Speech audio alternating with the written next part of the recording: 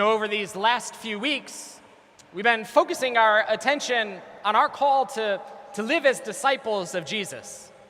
And what I've been saying in my preaching over these weeks is that that's really the invitation and the focus that is extended to us all throughout the season of ordinary time.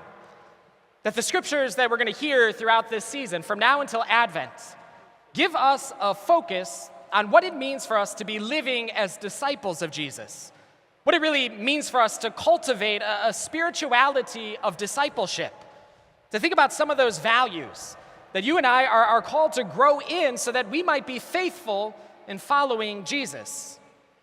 That's been true as we've kind of walked together through this 10th chapter of Luke's gospel, sort of methodically over these last weeks.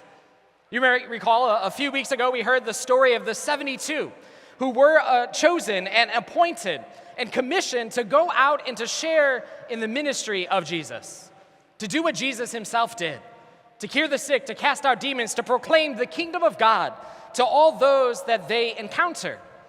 Then last weekend we reflected together on the parable of the Good Samaritan, on the one who was unwilling to step aside to the other side of the road, the one who was willing to stop there and to pay attention to the suffering of this other individual.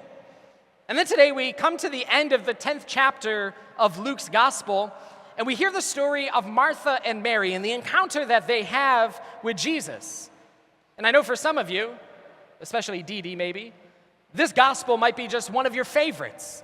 This image of Martha and Mary and reflecting on what these two bold women of faith convey to us in our own life of discipleship. But I think that's particularly interesting for us to pay attention to how, as we gather on this 16th Sunday in ordinary time, that the church pairs the 18th chapter from the book of Genesis with the 10th chapter from the Gospel of Luke.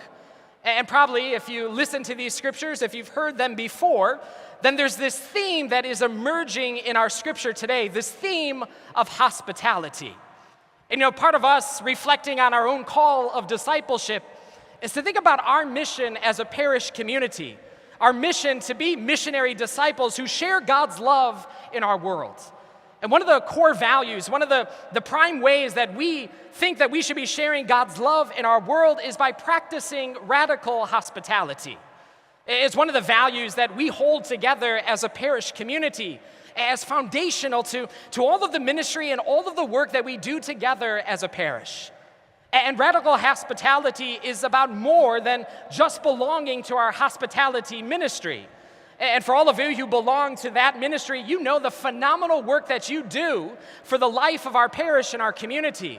All of the celebrations and all of the times that we gather together, all of the meals that we share as a community of faith. All of that because of those members of that hospitality ministry. But to really cultivate radical hospitality, to live radical hospitality as one of our core values as members of St. Moses the Black Parish doesn't mean that we have to belong to any one particular ministry.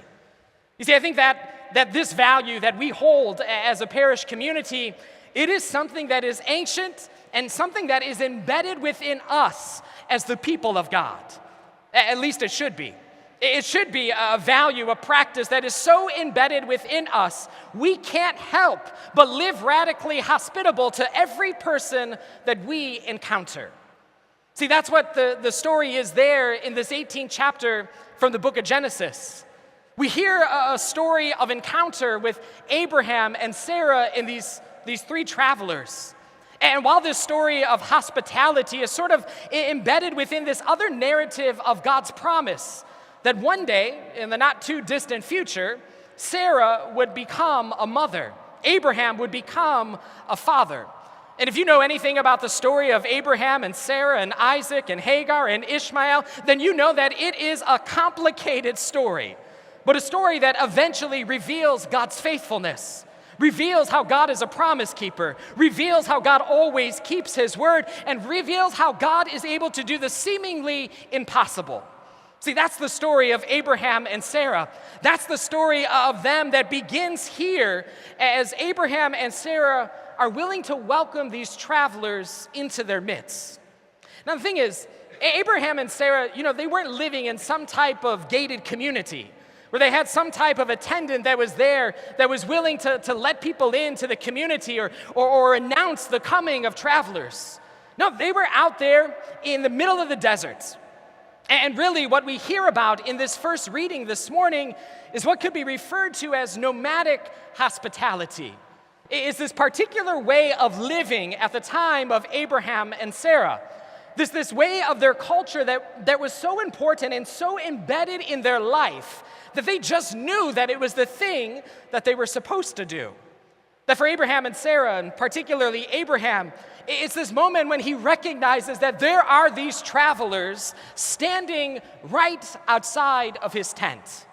You know, at the time of Abraham and Sarah, if there was any type of traveler that was coming in their midst, the initial response was to see them as a potential enemy. That is, they were out there on the horizon at a distance. If it wasn't a member of your family, if you weren't expecting any type of visitors or guests, if you knew that that person wasn't the neighbor from the tribe next door, then immediately you would be thinking that this person or these people might be a potential enemy to me and to my family.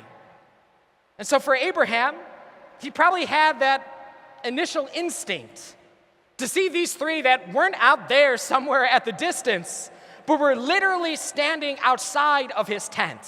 These three travelers who just appeared out of nowhere and somehow snuck up on Abraham in that moment.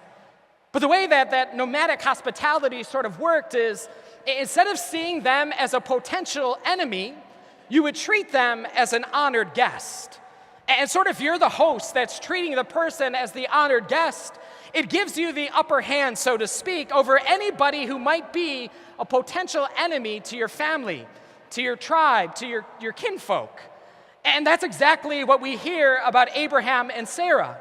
They were like the perfect host to these travelers and to these guests. They treated them as honored guests, as privileged people that were there in the midst of their home. Immediately, Abraham wants to make sure that they have more than enough water. He goes to Sarah to make sure that she gets out those 3 cups of flour and starts to make rolls for those that are there. He gets the servant and slaughters the steer, that he makes sure that there is a celebration in this moment. That what Abraham was doing and what Sarah was doing was practicing radical hospitality. Wasn't looking at these travelers as potential enemies, but celebrating them as honored guests in their home. Now, some 2,000 years later, Jesus shows up at the home of Martha and Mary. And Martha and Mary, they know Jesus not to be a potential enemy, but to be a friend. But they treat Jesus just like Abraham and Sarah treated those travelers generations before. That Martha and Mary, they want to make sure that Jesus feels like an honored guest, that he's celebrated, that he is revered as he enters into their house. And it's the story of Martha, who is busy serving and making sure that all of the tasks and all of the needs and all of the responsibilities are met so that Jesus can be welcomed and celebrated in their home. And then Mary sits there at the feet of Jesus. She sort of grounds herself right there at the feet of Jesus so that she could be attentive to every single word that came out of Jesus' mouth. But while Martha was busy serving, she was pretty upset that Mary was doing nothing but sitting around, right? And she comes to Jesus and she says, "You need to tell my sister to help me to serve." Then we hear that famous dialogue, "Martha, Martha, you are worried about many things, and Mary has chosen the better part, and that will not be taken from her." You know, in our sort of Christian tradition, and even in the way we talk about spirituality for us as followers of Jesus, somehow there's been this dichotomy between Martha and Mary, seeing them as very different people, taking on very different roles and having very different responsibilities in this moment as they welcome Jesus into the home. And I think what Jesus is trying to teach, what he's trying to teach those first disciples, what he was trying to teach Martha and Mary as he was there in the house, what he's trying to teach us as we gather today, is that this is not an either or in our life of spirituality as followers of Jesus. This is a both and kind of moment. a truly Catholic sort of moment as Jesus encounters Martha and Mary. That is both about this action of serving, but it's also about this ability to sit in contemplation with the Lord. That this type of contemplation, this type of sitting with the Lord, listening to God speak into our lives, is what is meant to sort of animate us and move us into action. It wasn't that Jesus was trying to somehow be dismissive to what it was that Martha was feeling in this moment, or what she was experiencing with this burden of trying to make sure that all of the tasks had been taken care of. And it's not this sort of implicit endorsement that being lazy and just sitting around is okay for us as followers of Jesus. No, something much deeper than that is going on here in this moment. What Jesus is really trying to convey to Martha and Mary, why he sort of lifts them up, why Luke lifts them up as an example to us in our own life of discipleship, is because they reveal to us how we are truly called to be living out this type of hospitality that God is calling us to. I think it's sort of interesting if your Greek isn't too rusty, and you went back and read here in Luke chapter 10, verses 38 to 42, the Greek word that is used to describe what Martha is doing is the word diakonia, the word of humble service. And look, Duffy, even if your Greek is a little bit rusty, just like mine is a little bit rusty, as you hear that word diakonia, then you should hear that English word deacon. Right, so what Martha is being described as doing is what deacons do in the life of the church this very day. Humble service for the sake of the Lord. Now look, I think that this is important because about 100 years after this takes place, right, 100 years or so after Jesus is resurrected from the dead, the institutional church begins to take shape. And this word, diakonia, is sort of used as a word that has a ministerial connotation. It wasn't just about service for the sake of service. No, it is about a ministerial role in the life of the community. That's what's happening here. And so it isn't that Jesus is trying to diminish or say that what Martha is doing isn't all that important. It's quite the opposite. It's truly foundational for our understanding of how we operate as church 2,000 years after this. But what Jesus wanted to make clear is that Mary wasn't being lazy. Instead, she was being attentive to the honored guest that was there in the home. I think that's the invitation for us, or the place that you and I can reflect on as we think about the story of Martha and Mary, to think about our own spirituality of contemplation and action. Are we more focused on the task, or are we more focused on the person? See, I think that's the thing, and it should be obvious for us as we gather today that we are called to be attentive to the person, the honored guest that God places in our lives. But too often, we're too busy and too concerned with all of the tasks that need to get done that we're not really all that attentive to one another. That we're not all that attentive to the guests that are present in our midst. That we're not attentive to the persons that God places all around us each and every day. See, that's at the heart of radical hospitality. Radical hospitality isn't always about doing and serving and tasks and responsibility. No, radical hospitality is grounding ourselves at the feet of Jesus so that we can experience the divine that is in our midst.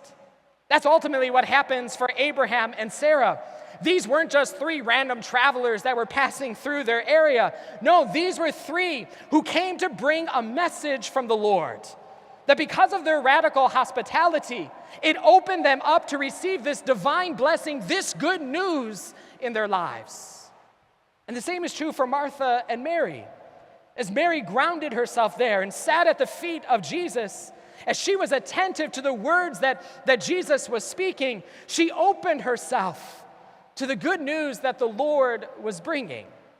Friends, I think that's what we have to cultivate in our own lives. Yeah, there are tasks and there are responsibility and there are things that need to get done in order for us to create a culture and an environment of radical hospitality. But we also, more importantly, need to take the time to really listen. To listen to the Lord that is speaking in our midst, and to listen to the Lord that is speaking through each and every one of us. That's why a couple years ago when Pope Francis inaugurated and announced the Synod on Synodality, it started with this importance of active listening, what came to be known as conversations in the Spirit, an opportunity for us as church to be grounded in the ability to listen as the Lord speaks.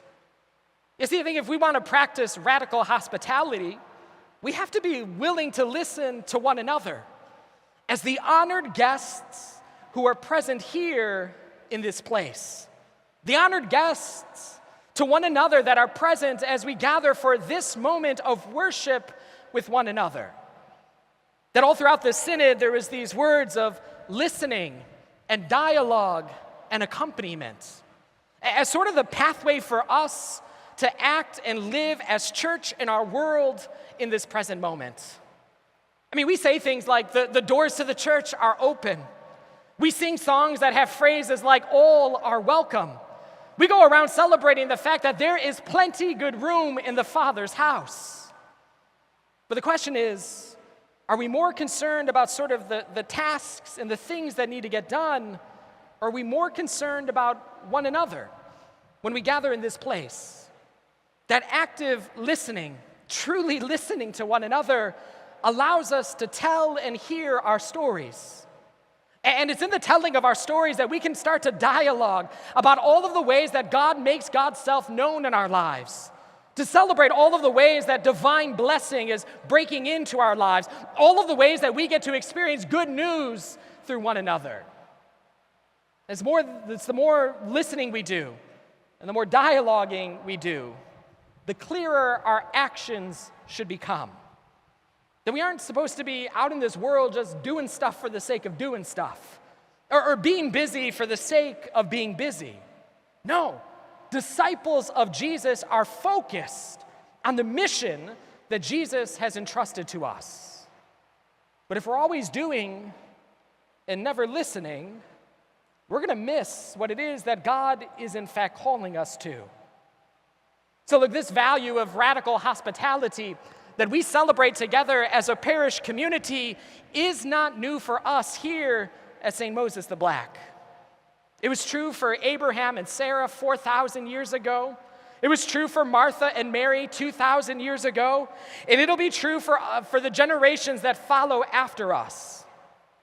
That the most important thing that we can do together as a church is to really value one another, to see each other as honored guests here in this place, to celebrate the gift of each and every one of our stories, to cultivate the gifts and the talents that God has endowed with the Holy Spirit upon us, and then to use that for the mission that God has entrusted us to.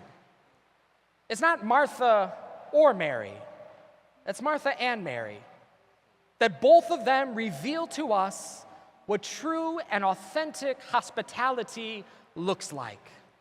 An openness to receive one another, a willingness to be attentive to the person, and then the courage to serve as God calls us to. That's radical hospitality.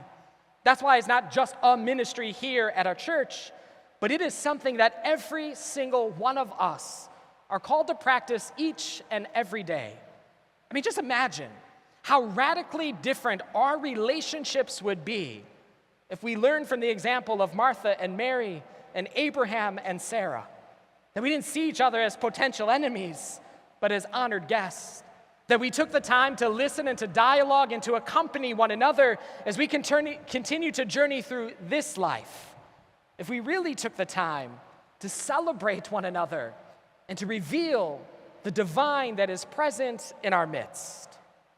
That is what radical hospitality is all about.